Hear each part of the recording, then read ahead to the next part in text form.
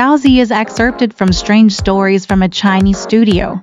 This tale tells of the scholar Tao Wangzhen who courageously enters a haunted house and encounters the mischievous spirits, leading to numerous life-threatening situations and a poignant romantic love story. It is said that Zhang Buling's mansion in Weinan was haunted by numerous ghosts and often led people astray. As a result, he moved his family away, leaving only a servant to guard the property. However, the servant unexpectedly died not long after. Despite changing servants repeatedly, they all died in succession. Zhang Buling had no choice but to abandon the house entirely. In the village, there was a scholar named Tao Wangzhen. He was handsome and unconventional. After drinking, he often left alone. Some friends purposely instigated courtesans to seduce him, and he accepted their advances without rejecting them. However, in reality, he remained untouched by these encounters. Tao Wangzhen frequently stayed at Zhang Buling's house, and even when maidservants came to him at night, he remained faithful and never behaved improperly. Zhang Buling highly regarded Tao Wangzhen for his steadfastness against temptation. The Tao family was extremely poor. During the scorching summer, Tao Wangzhen's thatched cottage was unbearably hot and humid. So, he thought of using Zhang Buling's abandoned mansion for studying. However, Zhang Buling deemed the haunted house too dangerous and refused Tao Wangzhen's request. In response, Tao Wangzhen wrote an essay titled Continuation of the No Ghosts Theory and presented it to Zhang Buling, boldly stating, "What can ghosts do?" Seeing Tao Wangzhen's determination, Zhang Buling reluctantly agreed. Tao Wangzhen moved into the haunted mansion. On the first evening, after cleaning the hall and placing his books down, he returned to fetch other belongings, only to find that the books he had just placed were gone. Astonished, he lay down on the bed, waiting in anticipation. After about the duration of a meal, footsteps were heard. Tao Wangzhen glanced sideways and saw two young women sneaking out of a room, placing the missing books on the table. These women, one about 20 years old and the other around 17 or 18, were both remarkably beautiful, possessing captivating looks. In a moment, they stood beside the bed, smiling at each other.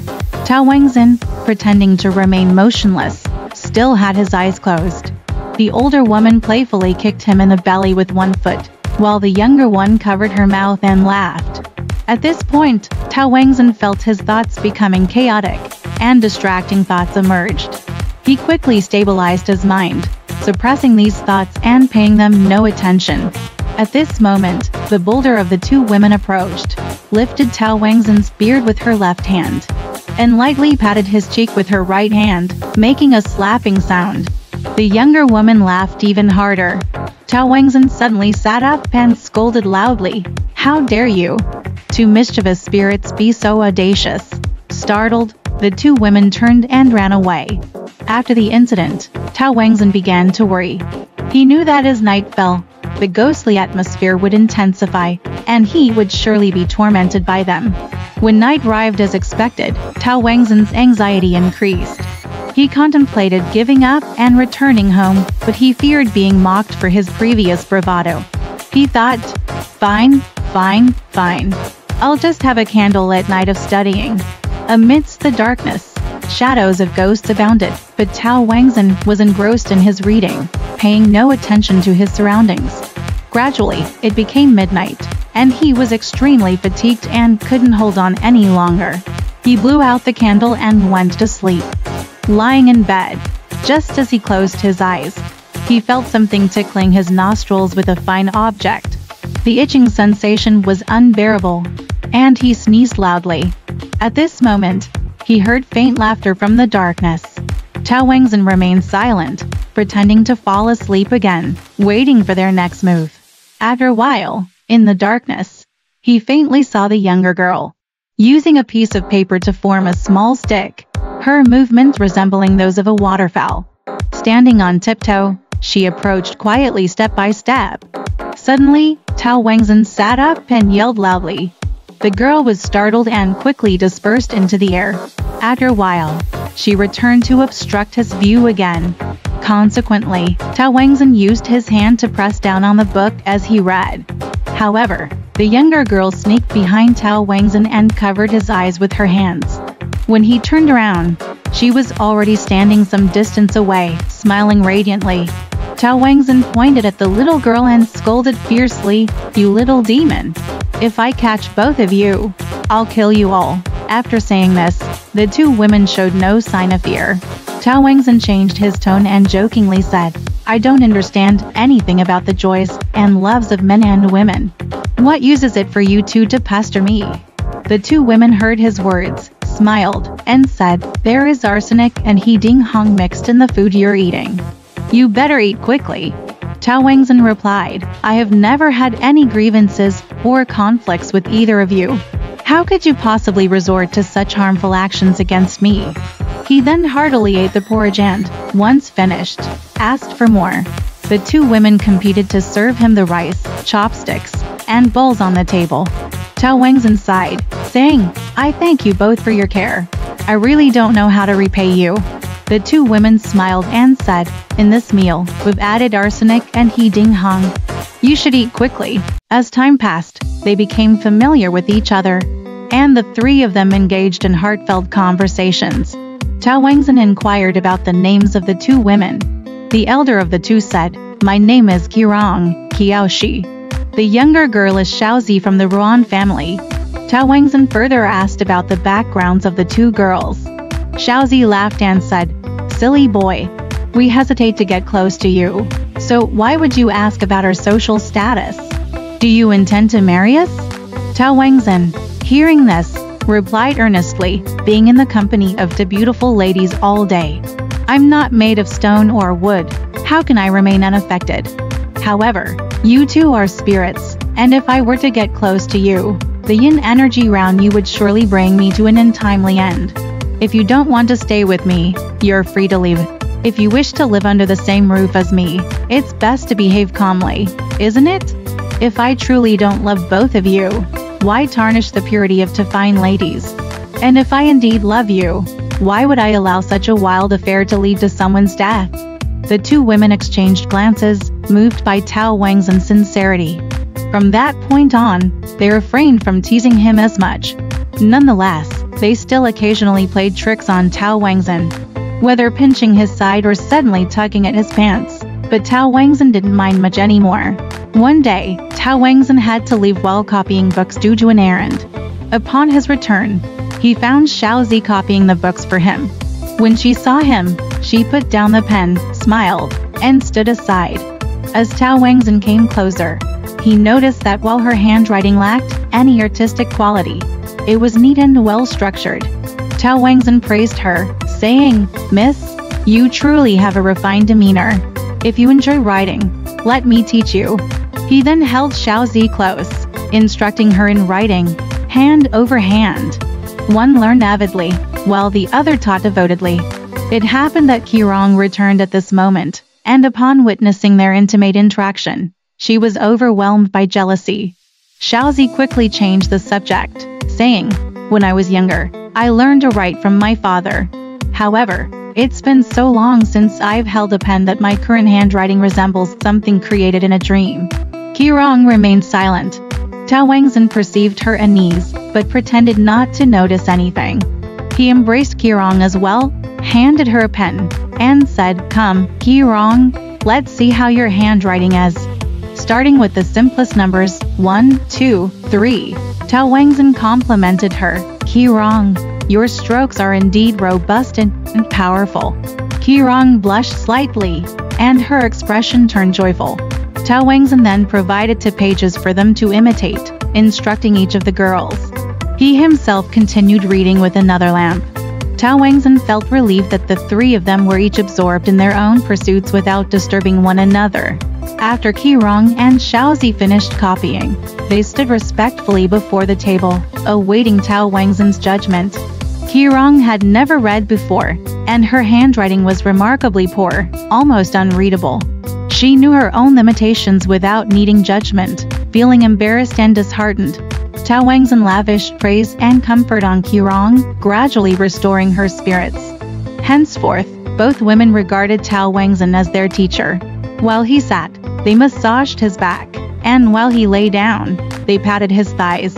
Not only did they refrain from teasing him, but they also sought to please him. A month passed by, and XiaoXie's calligraphy significantly improved. It was at a decent level, and Tao Wangzhen frequently praised her. Qirong, however, lacked XiaoXie's foundation, resulting in slower progress. She felt deeply ashamed, her face showing signs of sorrow, and tears flowing like threads. Tao Wangzhen tirelessly consoled and encouraged her, alleviating her gloom. Tao Wangzhen then began teaching both of them to read. The two young women were exceptionally intelligent and had extraordinary comprehension. After a single explanation, they didn't require further guidance from Tao Wangzhen. Eventually, they were practically raising him while studying, often into the late hours of the night. Later, XiaoXie brought her younger brother Sanlang to the old mansion. He also became a student of Tao Wangzhen, aged around 15 or 16, remarkably well-mannered and handsome, radiating talent. Sanlang gifted Tao Wangzhen a golden scepter as a token of gratitude. Tao Wangzhen had Sanlang and Qirong study the same book. Thus, the old mansion of Zhang Buling was filled with the sound of studying. Tao Wangzhen, like an instructor, established what could be called a ghost study hall. Zhang Buling was delighted by the news and provided a regular stipend to support Tao Wangzhen. Several months later, both Qirong and Sanlang progressed to the point of composing poetry, often writing poems for each other. However, privately, XiaoXie secretly urged Tao Wangzhen not to teach Qirong. And Qirong did the same for XiaoXie, both of which Tao Wangzhen agreed to. Time flew by, and the day for Tao Wangzhen's imperial examination arrived. The two young women bid him farewell with tears. At that moment, Sanlang said, "Teacher, you can use illness as an excuse to skip the exam this time. Otherwise, there may be ominous occurrences on this journey." Tao Wangzhen considered feigning illness to avoid the exam, but found it dishonorable and insisted on setting out. Tao Wangzhen had a penchant for using poetry to criticize prevailing issues and satirize societal maladies. Unfortunately, his exam essays antagonized local authorities, who conspired against him.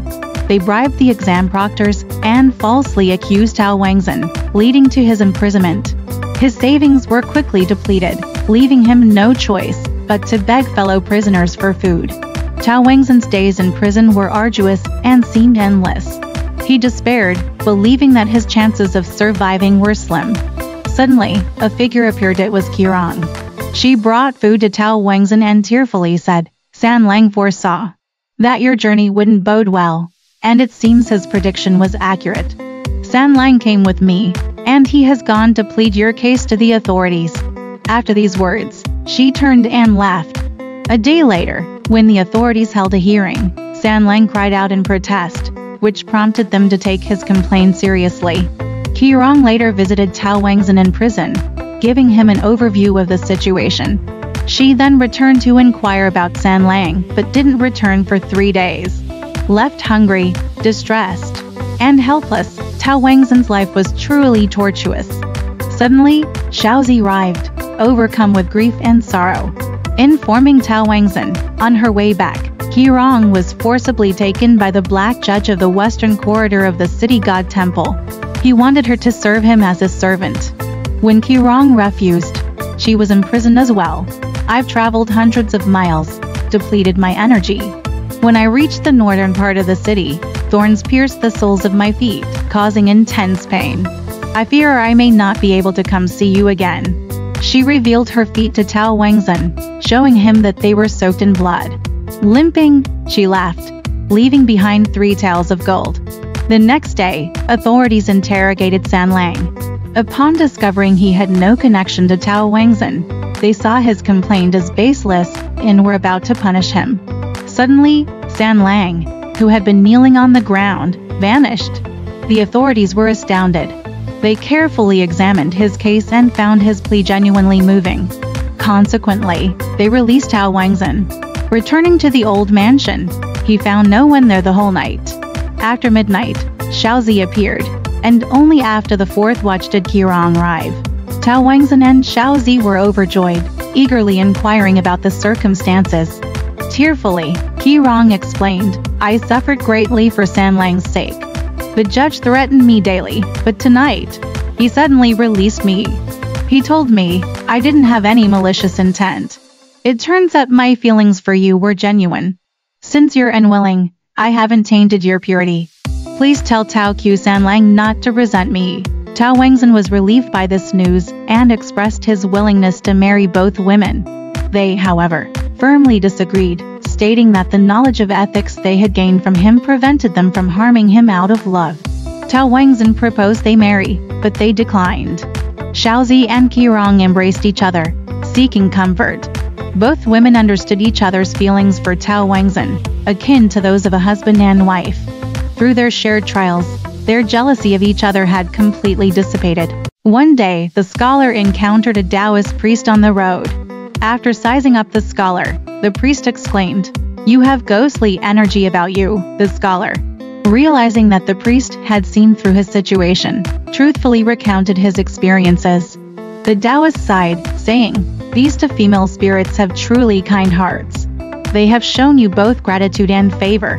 Immediately, the Taoist drew the talismans for the scholar, saying, "When you return, chant these talismans, and give one to each spirit. As for their fate, it will depend on their own circumstances. From this day forward, if you hear cries of a deceased daughter outside your door, have both of them swallow the talisman and go out. The one who arrives first can immediately return to the mortal world." The scholar accepted the talismans, returned home, and informed the two women. A little over a month later, as expected, cries of mourning for a deceased daughter were heard outside the door. The two women paid no heed to the visitor and rushed out. In her haste, XiaoXie made a mistake and forgot to swallow her talisman. Qirong, upon seeing the funeral procession, darted straight toward the coffin, disappearing beside it. XiaoXie, unable to enter the coffin due to the absence of her swallowed talisman, returned sobbing. When the authorities inspected the coffin, they found that Qirong had regained her breath. The funeral procession halted temporarily outside the scholar's house, as they took turns guarding the young woman. Qirong suddenly woke up and asked where Tao Wangzhen was. After detailed questioning by her father, she revealed, "I am not your daughter," and proceeded to explain the truth to her father. While he was skeptical, he decided to take her back home for further consideration. However, she refused and walked straight into the scholar's study, lying down on the bed. After much contemplation, her father realized the authenticity of the situation and agreed to her marriage with the scholar before departing. As the scholar approached the young woman, he noticed her appearance was different from Qirong's, yet she remained as beautiful as before. Overjoyed, the scholar embraced Qirong, and their reunion was heartfelt, recounting their past. Suddenly, mournful wails were heard, indicating someone was crying nearby. It was XiaoXie. The scholar and the young woman hurriedly moved the lamp closer and comforted XiaoXie, who wept inconsolably with tears soaking her clothes. As dawn approached, she finally departed. At dawn, Qirong's father sent her maidservant, an old woman, and the dowry that had been prepared for her to the scholar's house. Surprisingly, they began addressing each other as father-in-law and son-in-law. For several nights, the scholar and the young woman shared emotional moments but refrained from consummating their marriage. The scholar worried about XiaoXie's sorrow and helplessness and discussed the situation with Qirong. She suggested seeking the aid of the Taoist again. The scholar, following her advice, found the Taoist and pleaded for assistance. Despite the Taoist's reluctance, he agreed due to the scholar's persistence and the sense of destiny between them. Accompanied by the Taoist, the scholar returned home, where he was instructed to seclude himself for a period without interruption. If disturbed, all previous efforts would be in vain. After more than 10 days of fasting and meditation, the Taoist emerged from his seclusion and laughed. Later, a young woman entered the scholar's room through the curtain. She was beautiful and radiant, with a smile that captivated the scholar. She said, "I've been walking so much these past few days. I'm almost exhausted. You've really been bothering me, scholar. I journeyed nearly 100 miles to find this fine body for you. When the little ghost comes again, give her this body." As dusk fell, XiaoXie arrived. The young woman stood up, embraced XiaoXie, and merged with her naturally. Then, she collapsed to the ground and remained motionless. After a while, the Taoist emerged from his room, smiled at the scholar, and left without a word. The scholar thanked the Taoist and saw him off. When he returned to the room, XiaoXie had awakened. The scholar helped her onto the bed, and gradually, her body and breathing normalized. XiaoXie clung to her feet, moaning softly, complaining of soreness. It took several days before she could get out of bed and walk again. In the following days, the scholar took the imperial examination and passed, becoming a successful candidate. Another scholar who had passed in the same year, named XiaoXie, happened to pass by the scholar's house while on official business. The scholar invited him to stay for a few days. One day, as XiaoXie returned from a neighbor's house, XiaoXie saw her. He walked briskly towards her and followed her closely. XiaoXie entered the house, avoiding him due to his impertinence. XiaoXie found the scholar and said, "There's something incredibly strange and even horrifying. I'm not sure if I should tell you." The scholar urged him to speak, and XiaoXie continued, "3 years ago, my younger sister passed away. Her body was laid out for just 2 nights before it disappeared without a trace. To this day, her whereabouts remain a mystery, puzzling our family. When I saw your wife just now, she bears an uncanny resemblance to my sister." The scholar chuckled and said, "As a rustic individual from the hills, how could I resemble your sister, Mr. Kai? But since we are fellow exam passers, let's meet my wife without hesitation." The scholar understood the situation and consequently instructed XiaoXie to don the mourning clothes she had worn 3 years ago when she first returned. XiaoXie was astonished and exclaimed, "This is truly my sister." He was overcome with emotion. The scholar then truthfully recounted the entire situation to him. XiaoXie said, "My sister did not die. I must hurry back and share this good news with my family to comfort my mother." He immediately left to return home. After a few days, XiaoXie and his family visited the scholar. The two families interacted with great joy, and their relationship with the scholar became as close as that of XiaoXie's family. XiaoXie concluded, "Rare are such beauties in the world. It's difficult to find even one, let alone 2. This event is unique throughout history. Only those who refrain from secret liaisons with women can experience such encounters. Is that Taoist truly an immortal? Why are his abilities so extraordinary? With such skills, even ugly ghosts could be befriended." Alright, this story has come to an end. If you liked it, please give it a thumbs up. Thank you.